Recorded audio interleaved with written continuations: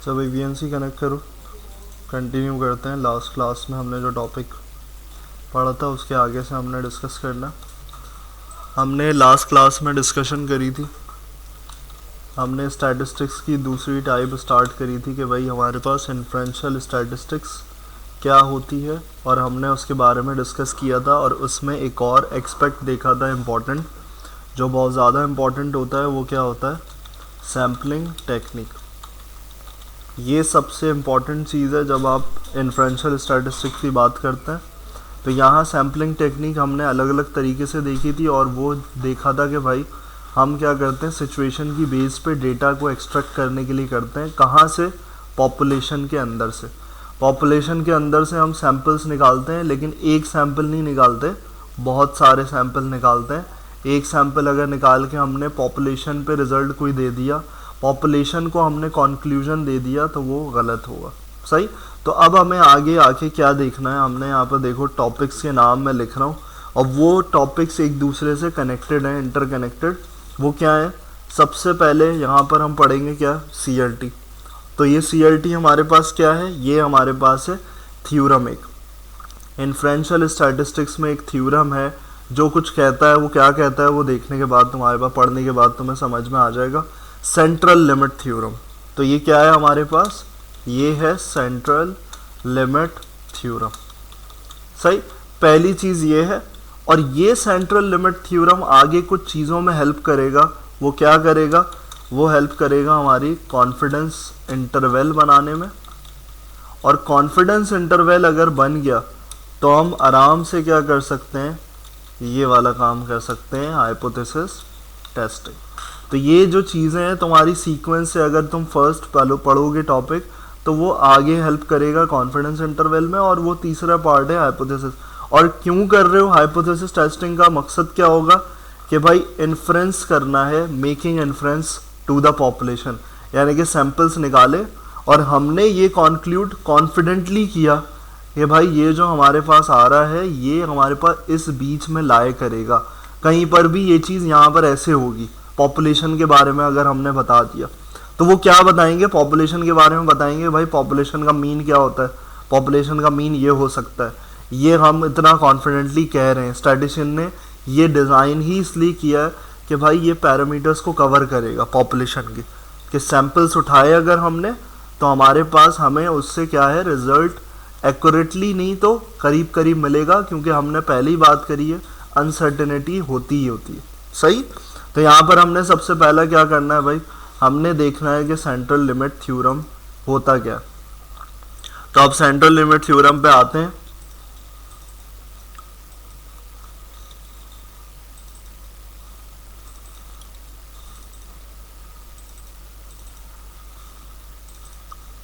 तो सबसे पहले स्लाइड ओपन करते हैं भाई सेंट्रल लिमिट थ्योरम की।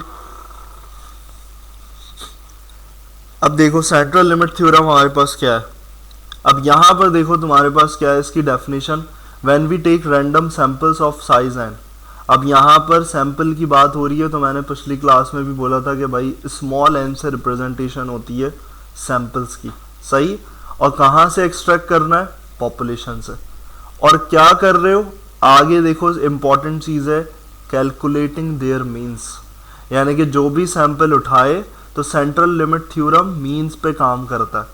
एक बात यहाँ क्लियर होनी चाहिए कि CLT मीन पे काम करता है और मीन पे कोई चीज़ें बनाता है आगे। तो वो क्या करता है, यहाँ पर आगे तुम्हारे पास के जो तुमने सैंपल मीन्स बनाए वो कहाँ पहुँच जाते हैं?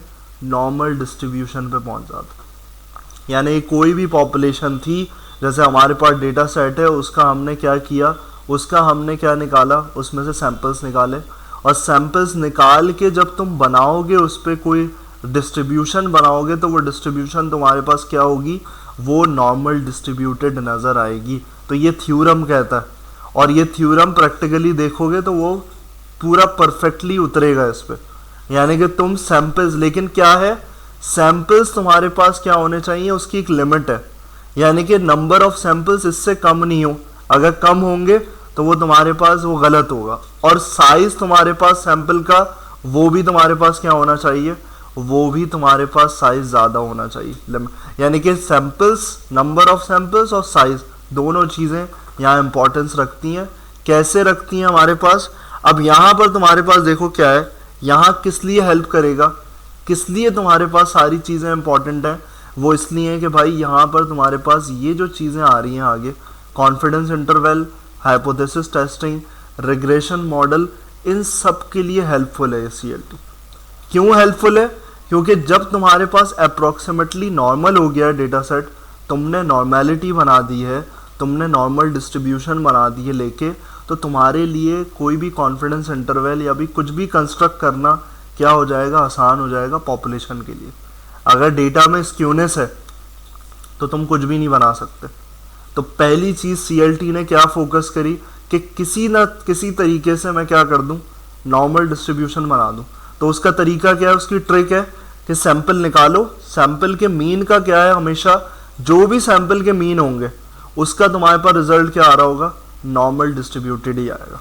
यानी कि वो अगर डेटा सेट तुम्हारे पास ऐसा है, किस तरीके से है डेटा सेट, अगर वो तुम्हें रिजल्ट में, तुम्हारे पास डेटा सेट में कुछ ऐसे रिजल्ट आ रहा है, यानी कौन सी स्क्यूनेस आ रही है यहाँ पर तुम्हारे पास इधर कोई और सी स्क्यूनेस आ रही है और यहाँ तुम्हारे पास कोई और सी स्क्यूनेस, कोई भी डेटा सेट है, तो तुमने यहाँ पर क्या करना है, उसके सैंपल मीन पे तुम कुछ बना सकते हो।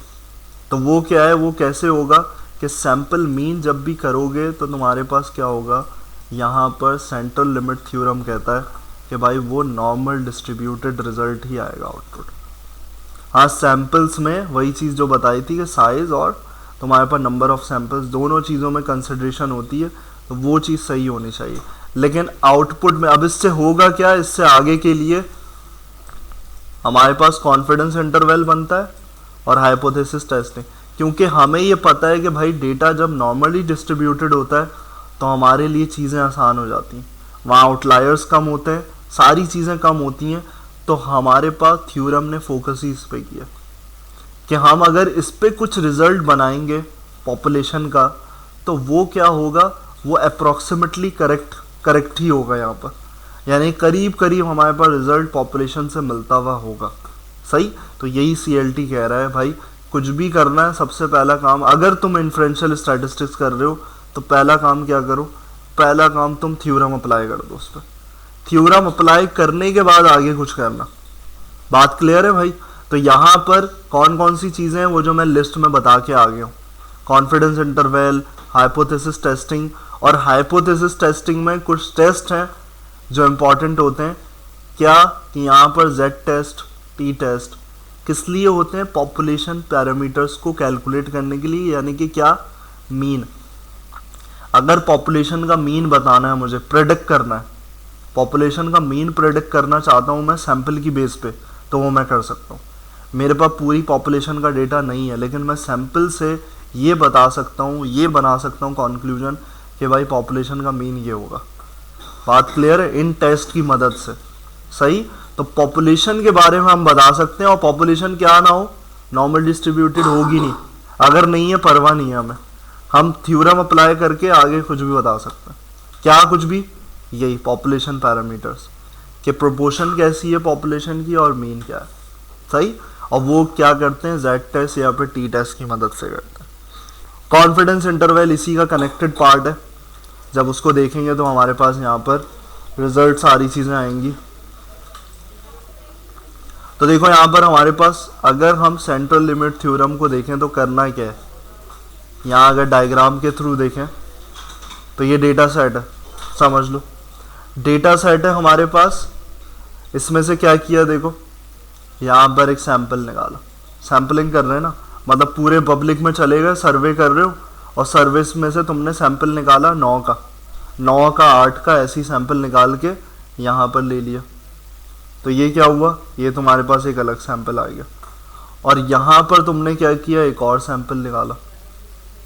तो इस तरीके से तुम क्या कर रहे हो, सैंपल्स निकालते जा रहे हो, और तुम्हारे पास यही सैंपल्स की रेंज कितनी बढ़ जाएगी, kth एलिमेंट तक आ जाएगी। k का मतलब होता है कि जितना भी हो, वो 10 हो, 20 हो, 100 हो।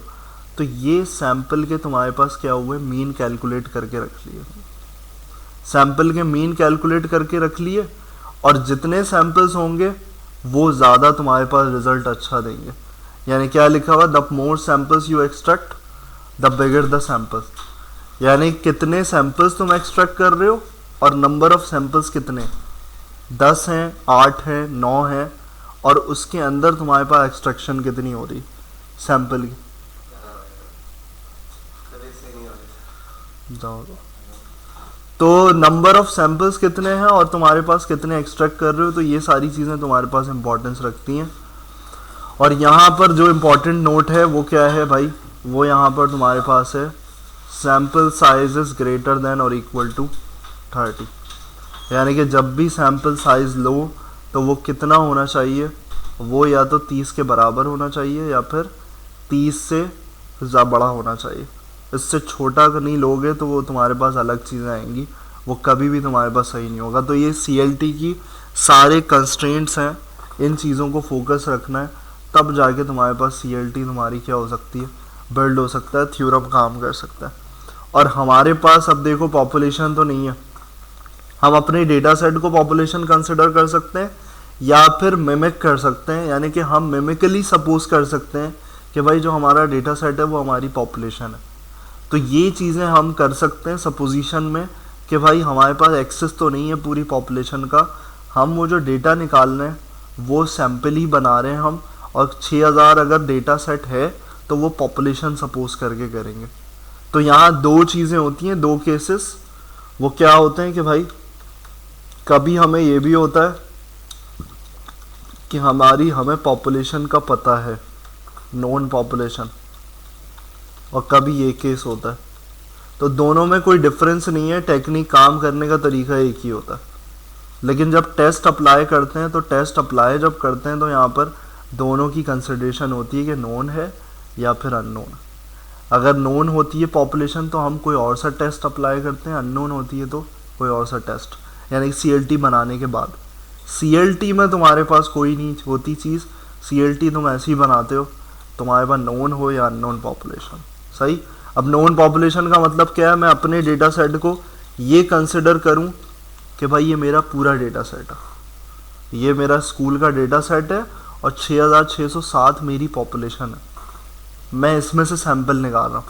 अननोन का मतलब क्या है, अननोन का मतलब है कि भाई ये सैंपल एक्सट्रैक्ट करके जमा हुए हैं मेरे पास, सैंपल है, सैंपल एक्सट्रैक्ट नहीं किया हमने, सैंपल निकाला है, 6607 का सर्वे लिया है और हमारे पास आया, तो अननोन पॉपुलेशन। लेकिन इसमें भी टेक्निक वही अप्लाई होगी, इसमें भी तुम मल्टीपल सैंपल्स ही निकालोगे, ये नहीं सपोज करोगे कि यार ये तो एक ही सैंपल है, इसी का मीन निकालता हूँ, तो बनेगा क्या, तुम्हारा थ्योरम ही नहीं अप्लाई हो सकेगा। मल्टीपल सैंपल्स इसमें से बनाने होंगे, यानी कि रैंडम, अब वो किसी भी टेक्निक से हो, तो अननोन हो या नोन हो, सिर्फ टेस्ट की बात जब आती है वहाँ तुम्हें देखना होता है कि T-टेस्ट अप्लाई करना है या Z-टेस्ट। बाकी तुम्हारे पास तुम एक ही चीज़ CLT में एक ही चीज़ फॉलो करते हो। तो हम मिमिक क्या करें, हम मिमिक इस पर भी कर सकते हैं कि हमारा डेटा सेट अगर 10,000 का है तो हम समझें कि अननोन है पॉपुलेशन, ये भी हो सकती है सपोजिशन, और सपोजिशन ये भी हो सकती है कि भाई पॉपुलेशन हमारे पास। तो दोनों चीज़ें हम प्रैक्टिस पर्पज़ में ये कर सकते हैं, सही। तो यहाँ पर यही चीज़ पॉइंट इम्पॉर्टेंट है, और ये आगे भी पॉइंट आएगा जो तुम्हारे पास यहाँ पर इम्पॉर्टेंट होगा। तो यहाँ क्या करें, हम पहले अगर नॉन पॉपुलेशन, मतलब वो मैं एग्जाम्पल में बता के आ गया कि सपोजिशन क्या कर रहे हो तुम, तो वो जो डेटा सेट है उसमें से ही हम एक वेरिएबल को निकाल के उस पर CLT अप्लाई करेंगे, तो वो हमेशा करेक्ट ही आता है, रिजल्ट जो बोलता है वही चीज़ रिजल्टेंट में आता है हमारे पास। तो देखो हमारे पास सबसे पहले क्या, हमने डेटा सेट लोड किया, डेटा सेट लोड करने के बाद वही समरी निकाल ली, सारी चीज़ें निकाल ली। तो अब देखो क्या कर रहा हूँ, यहाँ पर देखो वेरिएबल क्या है कि मैं एक वेरिएबल पे एग्ज़ाम स्कोर पे अगर निकाल रहा हूँ तो उसको एक्सट्रैक्ट करके क्या रख रहा हूँ कि भाई ये मेरा पॉपुलेशन डेटा। मैंने यहाँ पर क्या करा, नॉन पॉपुलेशन, फाइल का नाम भी तुम्हारे पास है नॉन पॉपुलेशन, यानी कि पॉपुलेशन अब पता है तो इसका मतलब है भाई पॉपुलेशन डेटा है, बात क्लियर है। और फिर यहाँ पर हमने फंक्शन क्या अप्लाई कर दिया कि भाई जो भी वेरिएबल है उसमें से किसको ओमिट कर दो, क्योंकि अगर NA वैल्यूज़ हुई तो वो मसला करेंगी, तो यहाँ पहले ही निकाल दूँ मैं NA वैल्यूज़ को, सही। और मैं क्या करूँ, पॉपुलेशन डेटा पूरा फर्दर रिफाइन करके इस्तेमाल करूँ, रिमूव मिसिंग वैल्यूज़ करके और मैंने पहले उसकी असल स्टेज देख ली, ये एक्चुअल डेटा की स्टेज है। हम जो देखेंगे सीएलटी पे वो मीन का होगा स्टेज, वो मीन्स पे बना हुआ होगा ग्राफ, वो वैल्यूज पे नहीं होगा। तो ये बात याद रखना, वो डेटा को कन्वर्ट नहीं कर रहे हो तुम, वो तुम कंस्ट्रक्ट करने के लिए कुछ बना रहे हो वो चीज़ें कि भाई सीएलटी इस पे कुछ प्रेडिक्ट कर सकता है, बता सकता है। बात क्लियर है? तो यहाँ पे देखो कुछ चीज़ें क्या कैलकुलेट करके रख ली जो इम्पोर्टेंट है आगे के लिए। वो क्या है? पॉपुलेशन मीन और पॉपुलेशन स्टैंडर्ड डेविएशन। कोई नॉर्मल सी चीज़ें हम पढ़ के आ चुके हैं, ये ज़्यादा इसमें एक्सप्लेनेशन की ज़रूरत भी नहीं है कि भाई पॉपुलेशन की दो चीज़ें इकट्ठा करके रख ली और हमें ये पता चल गया कि भाई यहाँ पर हमारे पास 67.23 है और 3.89 स्टैंडर्ड डेविएशन है। अब ये हमें पता है अच्छे तरीके से कि क्या क्या चीज़ें हैं। यहाँ देखो क्या है, अब हम कंस्ट्रक्ट करने जा रहे हैं सीएलटी, तो उसमें दो चीज़ें आ गई। यही बात हो रही थी, sample size, number of samples, कितने सैंपल्स उस डेटा सेट में से निकाल रहे हो, और क्या कर रहे हो तुम्हारे पास सैंपल साइज कितना है, यानी कि एक एक सैंपल का साइज कितना है। अब यहाँ क्या है, इसका मतलब है कि 1000 सैंपल्स निकाल रहे हो उसमें, और हर सैंपल का साइज क्या होगा 38। सेम बात क्लियर है?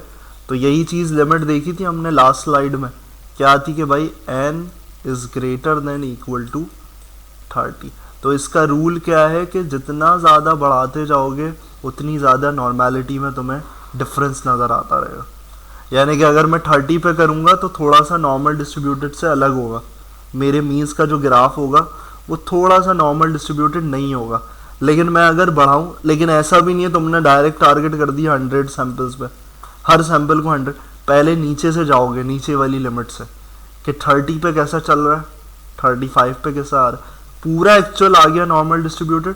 तो ये 38 यहाँ रखने की रीज़न ही यही है कि भाई मेरे उसमें डेटा सेट में ये 38 पे हर सैंपल को रखने पे दे रहा है क्या, नॉर्मली डिस्ट्रीब्यूटेड रिजल्ट मीन का। बात क्लियर है? तो यहाँ पर इस तरीके से तुमने दो वेरिएबल्स बना दिए, दोनों को इस्तेमाल कहाँ करना है, देखो यहाँ पे इस तरीके। हमने सैम्पलिंग टेक्निक देखी थी, हमने बोला था कि नॉर्मली सैम्पलिंग टेक्निक पॉपुलर क्या होती है, एसआरएस, यानी कि सिंपल रैंडम सैम्पलिंग।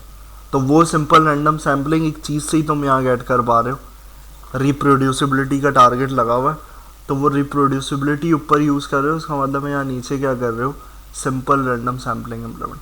लेकिन पैटर्न थोड़ा सा डिफरेंट है सीएलटी को करने के लिए, सही।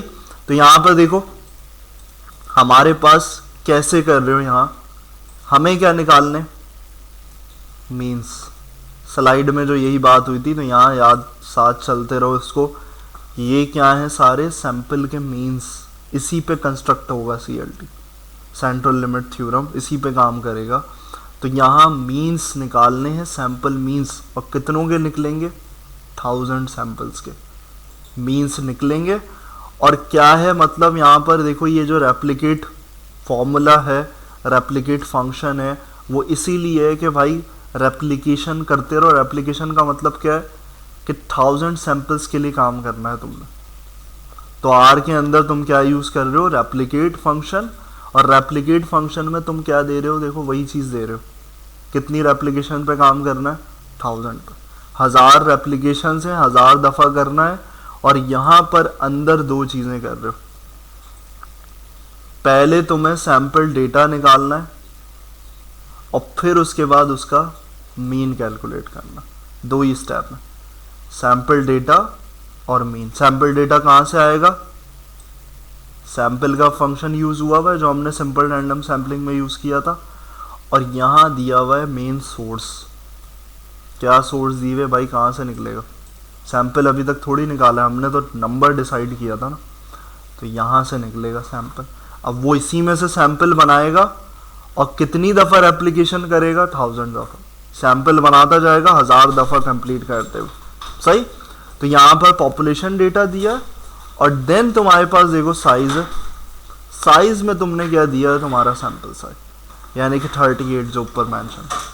रिप्लेसेबल क्या है, रिप्लेसेबल ट्रू है, यानी कि भाई रिप्लेस हो सकता है, यानी कि पिछला पहले जो यूज़ किया था सैंपल वो दोबारा भी आ सकता है, 38 में ऐसा नहीं है, वरना तो मैं हिसाब लगाऊं हजार पे कहानी ख़त्म हो जाएगी। रैंडम का मतलब है भाई बार बार रिपीटिशन में भी हो सकता है काम। कभी उसने उठाया, दूसरे में कुछ और उठाएगा, तीसरे में कुछ और उठाएगा, तो इस तरीके से चलता रहेगा। और उन्हीं सैम्पल डेटा का क्या निकालना है, मीन। यही बात हो रही थी, यही फंक्शन यही इसी को डेमोन्स्ट्रेट कर रहा है, ये वाली कि भाई सबका मीन चाहिए, डेटा का कुछ नहीं करना हमें। हमारा मतलब है मीन से, मेन हमारा मोटिव पार्ट ही यही है। CLT मीन पे काम करेगा और मीन की डेमोन्स्ट्रेशन बनाएगा। तो मीन हमारे पास कितने हैं, हमारे पास समझ लो ये के जो था अब चेंज हो गया 1000 पे।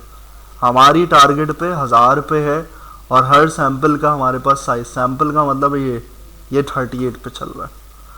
बात क्लियर है भाई? तो यहाँ पर हमारे पास हमें क्या करना है, हमें इस तरीके से सैंपल मीन्स निकालने ने।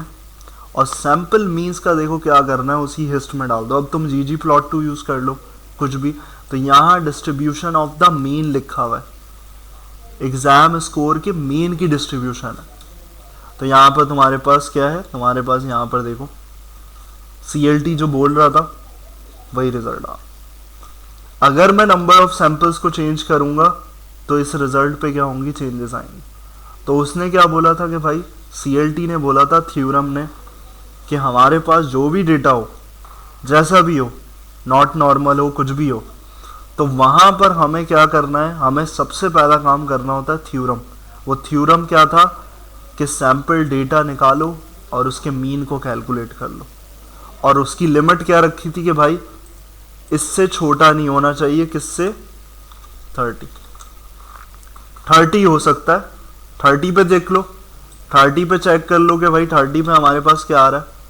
देखो क्या हो रहा है, नॉर्मल डिस्ट्रीब्यूटेड नहीं है, थोड़ा सा फर्क पड़ रहा है। मुझे क्या करना है, मैं उतने सैंपल्स पे ट्राई करूंगा क्योंकि मेरी कंस्ट्रक्शन ज़्यादा बेहतर हो जाएगी। मैं अगर हाइपोथेसिस टेस्ट करके बताऊंगा कुछ पॉपुलेशन के मीन के बारे में, तो मैं कॉन्फिडेंटली कब हो सकता हूँ, जब मेरे पास क्या हो, जब मेरे पास नॉर्मल डिस्ट्रीब्यूटेड डेटा अगर होगा, तो मैं कॉन्फिडेंटली बोल सकता हूँ कि भाई हाँ ये वैल्यूज जो हैं वो बिल्कुल प्रेडिक्ट कर रही हैं मेरी पॉपुलेशन। वो चीज़ हम बार बार समझ चुके हैं। तो यहाँ पर तुम्हारे पास, और अगर मैं बढ़ाता जाऊँगा 35 पे भी करता हूँ नंबर ऑफ सैंपल साइज को, तो सैंपल साइज देखो अभी भी कुछ फ़र्क है। तो मैंने टेस्ट करता जाऊँगा, मैं बोलूँगा यार कहाँ पर ये जो थ्योरम है ये मुझे बेस्ट रिजल्ट दे रहा है। तो वो जो मेरी परफेक्शन कहाँ पर आ रही है इस डेटा सेट पे, कि ये अगर मैं इसकी डेंसिटी प्लॉट बनाऊंगा तो ये नॉर्मली बनेगा बेल कर्व में। बात क्लियर है?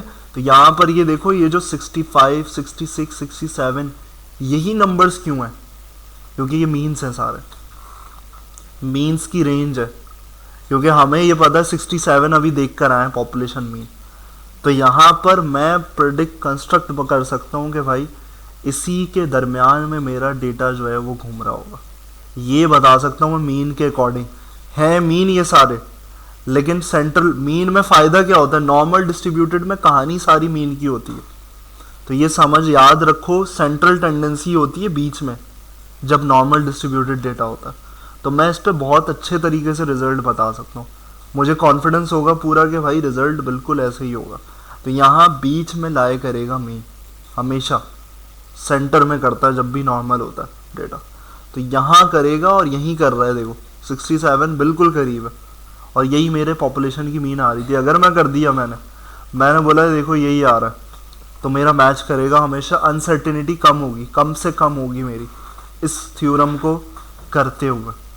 बात क्लियर है? तो एडवांटेज ही यही है, हम क्या कर रहे होते हैं सिर्फ टारगेट पता होना चाहिए। CLT क्यों कर रहे हो, आगे ये करोगे और किस लिए करोगे, इन्फ्रेंस देने के लिए।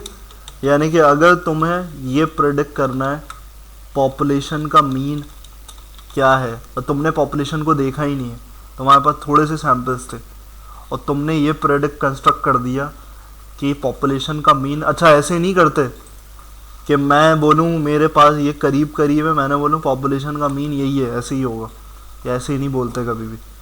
कंस्ट्रक्ट में बोलते हैं रेंज देके कि भाई इसके दरमियान में होगा, रेंज बनाई जाती है। अगर ऐसे ही बोल दिया वो तुम्हें जॉब से निकाल देंगे, वो बोलेंगे 67.65 दिया था, ये तो है ही नहीं पॉपुलेशन, वो तुम गलत कर रहे हो।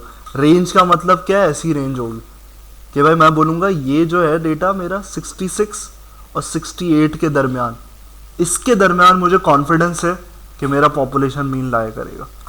बात क्लियर है? तो इसमें तुम्हारी गलती के चांसेस कम होंगे। तो स्टैटिस्टिशियन ने ये सोच के सारी चीज़ें डिस्क्राइब करी हैं, बनाई हैं, मेंटेन करी हैं। तो इसी तरीके से तुम आगे देखोगे कॉन्फिडेंस इंटरवल जो बोल रहा हूँ ना, वो लाइन होती है रेंज की, कि मुझे इतने % डेटा पे कॉन्फिडेंस है कि इसके बीच में तुम्हारा पॉपुलेशन का डेटा लाए कर रहा होगा। बात क्लियर है? तो यहाँ पर, और ये क्यों हेल्पफुल होता है भाई इन्फ्रेंशियल स्टैटिस्टिक्स, आगे जब तुम वेरीफाई कर लोगे कि मेरा सैंपल सही है, एक्यूरेट है, पॉपुलेशन से मीट कर रहा है, तो तुम्हारी पॉपुलेशन पे तुम जब कुछ चीज़ बना के दोगे, आगे कुछ प्रेडिक्ट करोगे, मतलब कुछ एप्लीकेशन बना के दोगे, तो वो तुम्हें कॉन्फिडेंस होगा कि यार पॉपुलेशन के लिए सही काम करेगी। बात क्लियर है? तो यहाँ पर यही वेरिफिकेशन के लिए कि डेटा मेरा कुछ आगे कर सकता है या नहीं कर सकता पॉपुलेशन के लिए जो सैंपल्स नहीं है। तो हम इस तरीके से हमारे पास ये सारी चीज़ें होती हैं। अच्छा, स्टैंडर्ड एरर अभी नहीं करना है, स्टैंडर्ड एरर की डिस्कशन हम जेड टेस्ट में करेंगे, वो चीज़ें नहीं, यहाँ तक अभी तुमने करना है अपने डेटा पे। ये चीज़ें आगे आएंगी, इसलिए मैं अभी यहाँ पर इसको समझा ही नहीं रहा। अभी फ़िलहाल यहाँ पर तुम इसको CLT को करो ज़रा इसको।